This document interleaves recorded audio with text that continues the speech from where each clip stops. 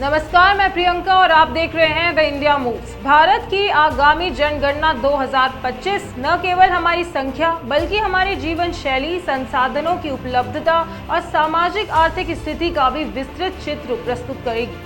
आइए जानते हैं कि इस बार जनगणना में हमसे कौन कौन से सवाल पूछे जाएंगे और क्यों ये सवाल महत्वपूर्ण है। हाउसिंग सेंसस, घर की हर जानकारी जनगणना के पहले चरण में, जिसे हाउसिंग सेंसस भी कहा जाता है, घर से संबंधित कई पहलुओं की जानकारी ली जाएगी। इसमें पूछा जाएगा कि मकान की स्थिति क्या है, क्या ये मकान पक्का है या कच्चा, दीवारें, छत और फर्श किस सामग्री से बने हैं, मिट्टी, ईंट, लकड़ी, पत्थर, सीमेंट या टाइल्स, घर में कितने कमरे हैं, शौचालय की स्थिति क्या है, पानी का स्रोत क्या है और रसोई घर में गैस कनेक्शन है या नहीं, घर में इंटरनेट की सुविधा है या नहीं, कितने मोबाइल फोन हैं और टीवी या रेडियो जैसी सुविधाएं उपलब्ध हैं या नहीं।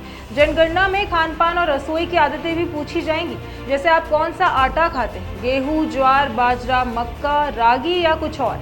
खाना किस साधन से पकाया जाता है, एलपीजी, सीएनजी, गोबर के कंडे, लकड़ी या अन्य कोई ईंधन। घर में बिजली का मुख्य स्रोत क्या है, सरकारी आपूर्ति, सौर ऊर्जा या अन्य कोई स्रोत। बात करते हैं इसकी डिजिटल और सामाजिक पहलू के बारे में।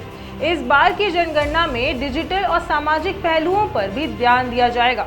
डिजिटल उपकरण जैसे घर में स्मार्टफोन, लैपटॉप या कंप्यूटर की उपलब्धता, इंटरनेट का उपयोग करते हैं या नहीं और यदि करते हैं तो किस माध्यम से करते हैं, ब्रॉडबैंड, वाईफाई या मोबाइल डेटा। धार्मिक और सामाजिक पहचान, धर्म, जाति, जनजाति और विकलांगता की स्थिति। शैक्षिक और व्यावसायिक जानकारी, शिक्षा की उच्चतम डिग्री, वर्तमान में पढ़ाई की स्थिति और रोजगार की स्थिति। आखिर क्यों है ये सवाल महत्वपूर्ण? ये सवाल केवल आंकड़े जुटाने के लिए नहीं है, बल्कि सरकार को ये समझने में मदद करते हैं कि संसाधनों की उपलब्धता, कौन से क्षेत्रों में पानी, बिजली, शौचालय जैसी बुनियादी सुविधाओं की कमी है, शैक्षिक और स्वास्थ्य नीतियाँ, जैसे किस क्षेत्र में शिक्षा और स्वास्थ्य सेवाओं की आवश्यकता है, सामाजिक और आर्थिक योजनाएं, जैसे कौन से वर्ग को सरकारी योजनाओं का लाभ पहुंचाने की आवश्यकता है। अब सवाल ये है कि तैयारी कैसे करें।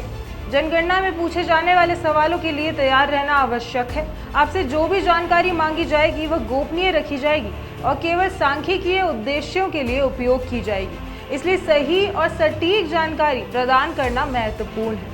अंत में जनगणना 2025 न केवल हमारी संख्या का पता लगाने का एक अवसर है, बल्कि ये हमारे समाज की वास्तविक तस्वीर प्रस्तुत करने का भी एक माध्यम है।